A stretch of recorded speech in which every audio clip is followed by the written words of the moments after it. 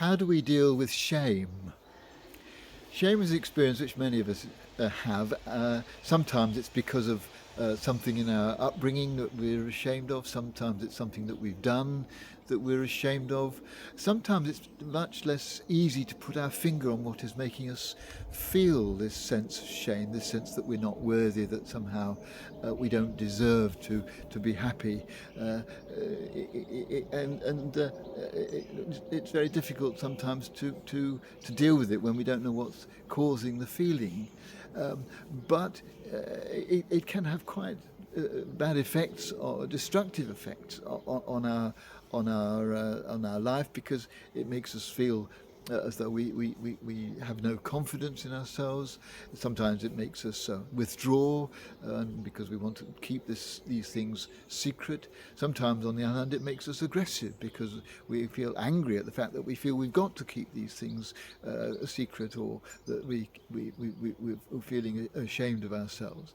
And it saps away at our ability really to be the kind of people that we could be. It's a very destructive feeling.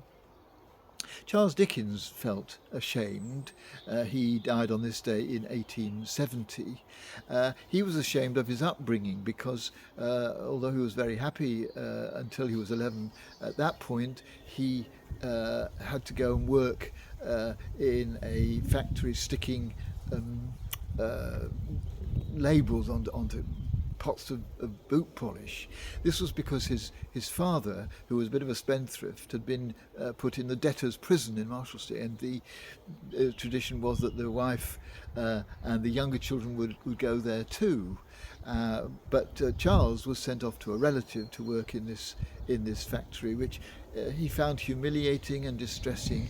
Humiliating partly because apparently for part of the time he worked in a room where people could look in from the pavement and see him there, and this is added to the humiliation and distress that he experienced of having to do this very boring job and demeaning job.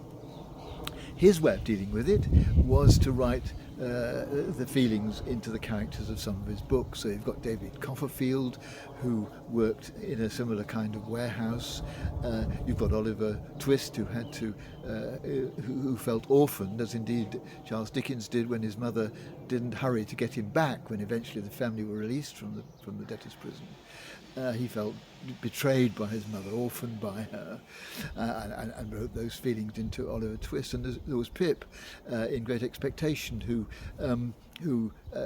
having started off in great poverty, eventually wants to become someone who can move easily in the middle classes, but also something that happened to Charles Dickens. But this is what partly made him want to keep this experience of his childhood secret. He was ashamed of it. He wrote the shame into the characters of his books, but he never told anybody about it except for a close friend who revealed it in his autobiography, in his biography of Dickens, once Dickens had died. And that was the first Dickens' wife and children knew of this experience of him having to do this bit of drudgery in his childhood.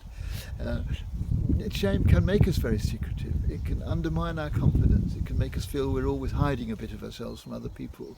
And I think we need somehow to tell ourselves that we shouldn't be ashamed, because often the reason for it is something that was beyond our control. Or if it was within our control, we still shouldn't worry about feeling ashamed, because everyone else also feels ashamed. Everybody's done things which they're not happy about, and which make them feel slightly ashamed. We're all human, but I think we need to recognise that in the end, either we shouldn't be ashamed, or if we are ashamed, we should be open about it, because that's the only way in the end that we're going to be able to fully get rid of this destructive thing in our lives and become the full human beings that we all ultimately want to be.